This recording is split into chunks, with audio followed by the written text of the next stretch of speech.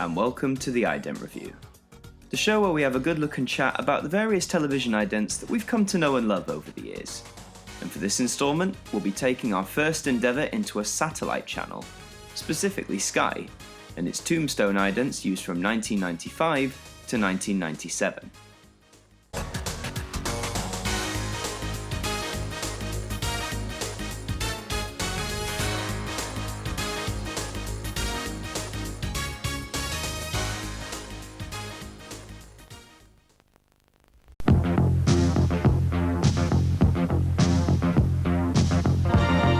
You're watching Sky Channel, Europe's entertainment choice.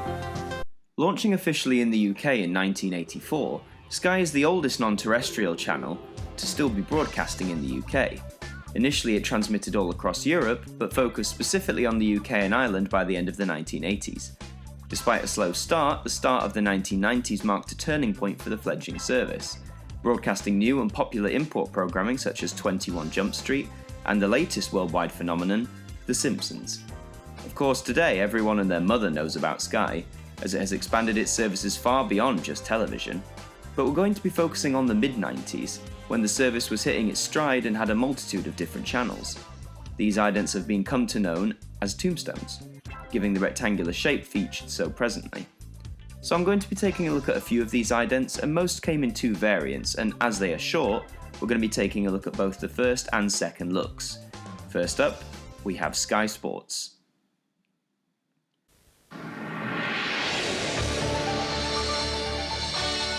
This is Sky Sports, part of the Sky Satellite Network.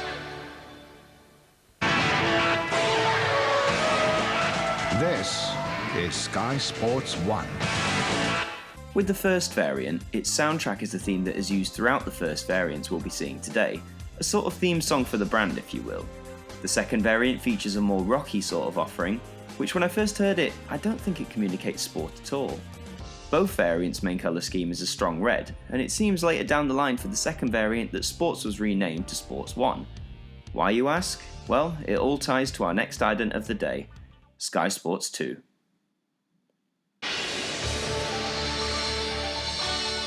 This is Sky Sports 2, part of the Sky Satellite Network. This is Sky Sports 2, live. So with the second sports channel, the main colour scheme is still red and the design itself is largely unchanged, apart from adding a 2 or in the second variant's case, swapping out the 1. The second variant also gives a live graphic accompanied by a flying helicopter to simulate live coverage. Overall with these sports ones, I think I prefer the second variants. The soundtracks are a bit more punchy and overall it seems like slightly more effort was made to make them stand out. Moving on, however, we'll go into the movies. This is Sky Movies, part of the Sky Satellite Network. This is Sky Movies. For these two, we have some clashing colours. The first variant chooses purple for its Tombstone moniker, which I think clashes well with the golden background which is splattered with movie ephemera, whereas the second variant goes completely for a golden brown look. The movie theming is less pronounced and I think the soundtrack is weaker, so I think in this case the first variant takes the cake. But Sky didn't have just one movie channel, they had 3. So let's take a look at the second one, known as the Movie Channel.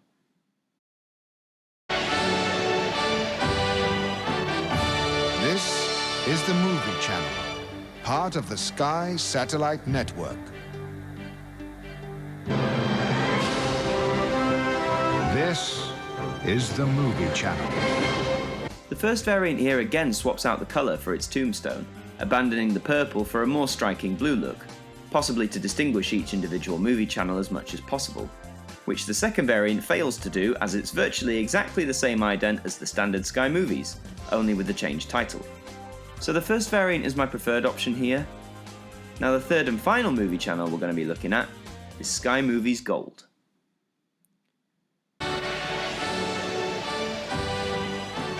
This is Sky Movies Gold, part of the Sky Satellite Network. This is Sky Movies Gold. Okay, as the first variant goes for a more golden brown main colour scheme, this leaves both of these idents looking pretty much identical, apart from the first having a more active background. But aside from that, out of all the channels, this one makes sense to have the colour scheme that it does. The gold tones echo perfectly the channel's title, which may sound obvious, but I find it surprisingly effective. Now for a more serious tone, it's time for Sky News.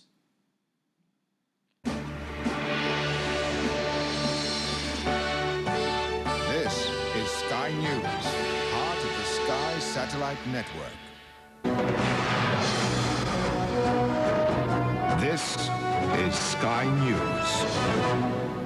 Again, not much difference here between these two variants. Both adopt a deep navy blue for their main Tombstone colour scheme, and they merge well with the backgrounds and the title. The main difference here is the soundtracks. The first variant, which uses the Sky theme, as we shall call it, does suit a more news-style introduction. The second variant, however, I think triumphs. It's bold, it's brash, and communicates that it's time to sit down and tune into the important news that's coming up. But moving on from the serious stuff, let's take a look at Sky Soap.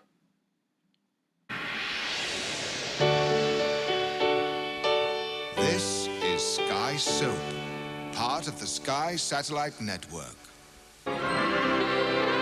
This is Sky Soap.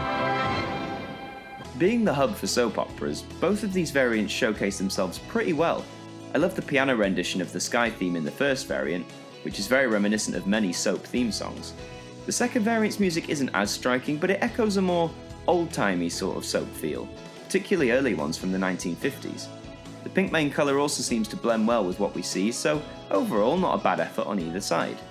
Pack your bags though, because we're going to Sky Travel.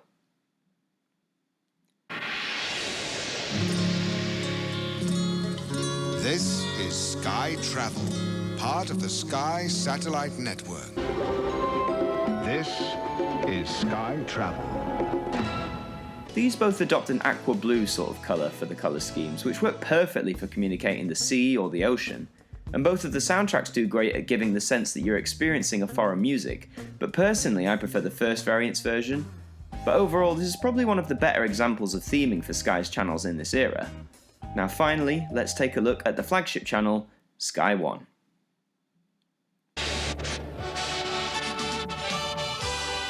You're watching Sky One, part of the Sky Satellite Network. This is Sky One. The first of these variants, with its colour and more bombastic version of the Sky theme, almost makes this channel feel like it is the most important and noteworthy of the Sky brand. The second variant less so, but I like how we have this huge 1 numeral in the centre, compared to lowercase lettering, which I've always found a bit bland in any sort of television branding in general. I feel not much needed to go into these variants because most consumers are familiar and, if anything, will tune in to Sky One.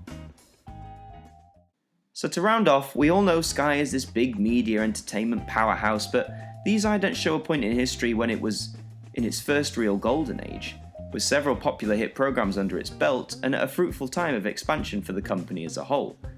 Whilst I may be more familiar and comfortable with terrestrial television, the importance and impact of Sky's contribution cannot be overlooked. And so, we've come to the end, but before we go, the final words from our broadcaster.